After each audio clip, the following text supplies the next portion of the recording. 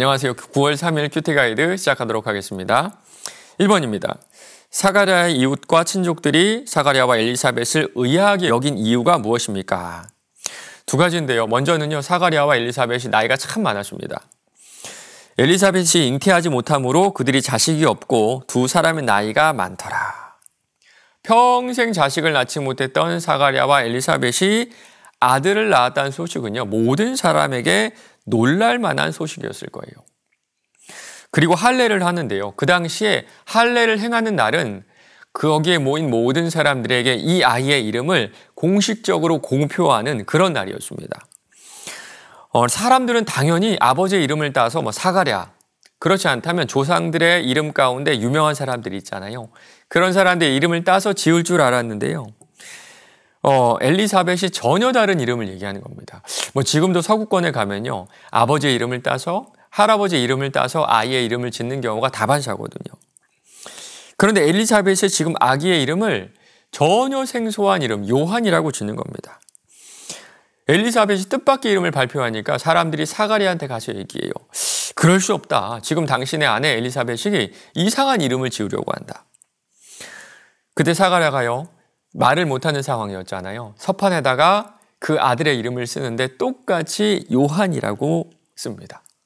그때 닫혀졌던 사가랴의 입이 열리는 일도 벌어지게 되죠. 이 모든 일어난 일을 보면서 사람들이 의아하게 여길 수밖에 없었던 거예요. 2번입니다. 세례 요한의 출생이 얽힌 친부모의 기적으로 사람들이 어떤 반응을 보였습니까? 이런 말씀이 있네요. 그 근처에 사는 자가 다 두려워하고 이 모든 말이 온 유대 산골에 두루 퍼짐에 듣는 사람이 다 이 말을 마음에 두며 이르되 이 아이가 장차 어찌 될까 하니 이는 주의 손이 그와 함께 하심이라. 평생 자녀가 없던 노부부에게 자녀가 태어났죠. 그것도 그 당시에 대를 이을 수 있는 아들이 태어났습니다. 그리고 그 당시의 문화와는 전혀 다른 방법으로 그 아들의 이름을 지어주었고요. 사가랴 입이 닫혔다가 열리는 초자연적인 그런 사건도 경험했어요. 이 모든 것을 알고 듣고 보았던 그 동네 사람들은요, 이 일을 보면서 다 두려워했습니다. 그리고 뭔가 이 아이를 통하여서 하나님의 역사가 있지 않을까라는 그런 기대와 소망도 그 동네에 가득했을 것 같아요. 3번입니다. 거룩한 선지자 입에서 예언되어져 온 내용이 무엇입니까? 사가랴는요, 지금 미래에 있을 일을 과거의 일처럼 얘기하고 있거든요. 우리를 위하여 구원의 뿔을 그 종 다윗의 집에 일으키셨으니.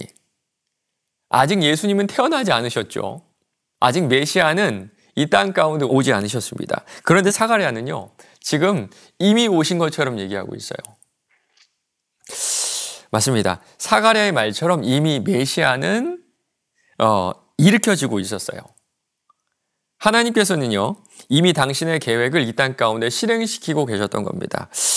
아마 그리고 이 예언을 들은 사람들은요, 오늘 말씀에 나온 것처럼 다윗과 같은 좀 군사적인 영웅을 기대했을 것 같아요.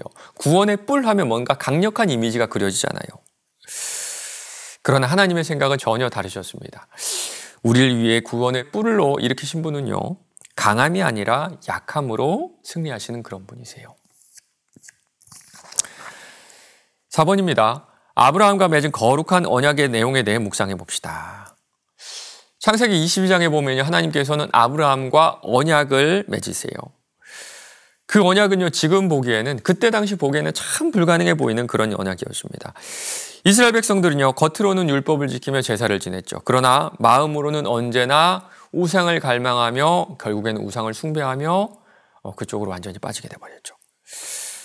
하지만 이제는요, 종신토록 주 앞에서 성결과 의로 두려움 없이 섬길 수 있도록 우리의 마음을 깨끗하게 해주셨어요. 그것이 어떻게 가능했을까요? 맞습니다. 약함으로, 죽음으로, 십자가에서 흘리신 예수의 피로 아브라함과 맺은 언약이 성취될 수가 있었던 거예요. 마지막 5번입니다. 하나님의 말씀을 믿지 못함으로 약속의 성취를 경험하지 못한 경험이 있습니까? 죄로 인한 두려움 없이 하나님 앞에 온전한 기쁨으로 예배드리고 있는지 생각해 봅시다. 아마도 우리 모두가 평생에 걸쳐서 벗어나지 못한 짐이라고 한다면요, 죄책감이 아닐까 싶어요.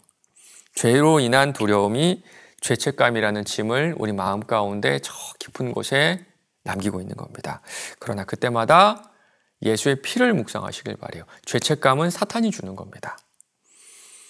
우리가 지은 모든 죄의 책임을 이미 예수님이 다 짊어지셨어요. 그가 나의 모든 죄의 값을 이미 다 치르셨습니다. 그래서 예수 십자가가 바로 우리에게 복음, 기쁜 소식이 되는 거예요. 이 믿음을 가지고 죄책감을 다 떨쳐버리시고 예배의 자리로 오시기 바랍니다. 오늘 하루도 우리를 깨끗하게 해주신 이 언약을 붙잡으며 하나님 앞에 담대히 나가는 저 여러분 되시길 바랍니다.